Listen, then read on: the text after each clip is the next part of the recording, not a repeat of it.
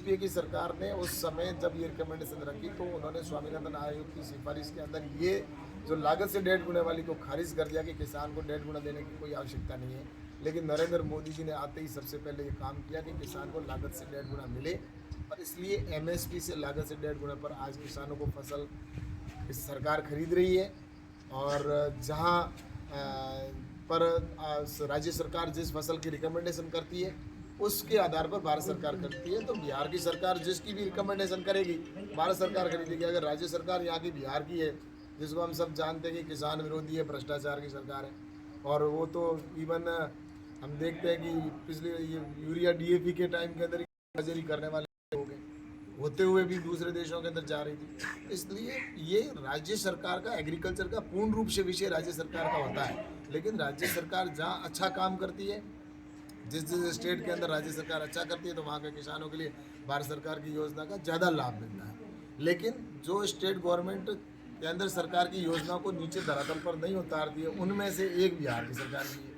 तब और ऐसे ही बंगाल की होगी सरकार।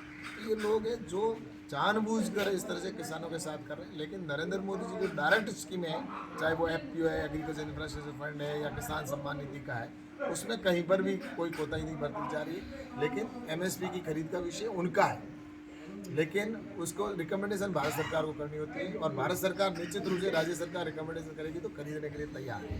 सर, किसानों को लाभ नहीं मिला जा रहा है, किसी कागज कलम में बताया जा रहा है। मैंने कहा ना, राजस्थान या बिहार की जो सरकार है वो कागजों में ही चलती है, भ्रष्टाचार कर रही है। अभी तो पुल के अंदर भी आने लगा, पहले और सर इस क्षेत्र पहले चारा खाने वाली सरकार थी, अब पुल खाने वाली सरकार, और इस सड़कें खाने वाली सरकार। और सर इस क्षेत्र की एक सबसे बड़ी समस्या है कि अगर छोटे मोटे किसान जो है कि अगर खेती करते भी हैं तो उनका बहुत सारा क्षेत्र जो है कि नदी किनारे है, जिस कारण से वो कटाव से ग्रसित हो जाते हैं और फसल उनका नुकसान हो जाता है।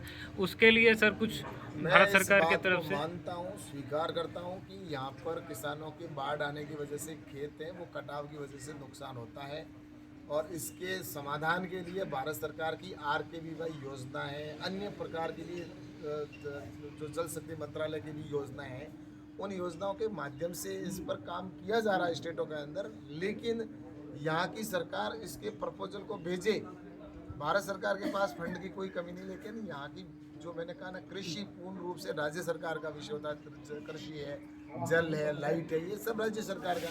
तो बिहार सरकार बदलेगी, डबल इंजन की सरकार बनेगी तो हम निश्चित रूप से इसका समाधान करेंगे। लेकिन यहाँ की सरकार नहीं चाहती किसान का कल्याण। चलिए उसी में मेहनत कीजिए।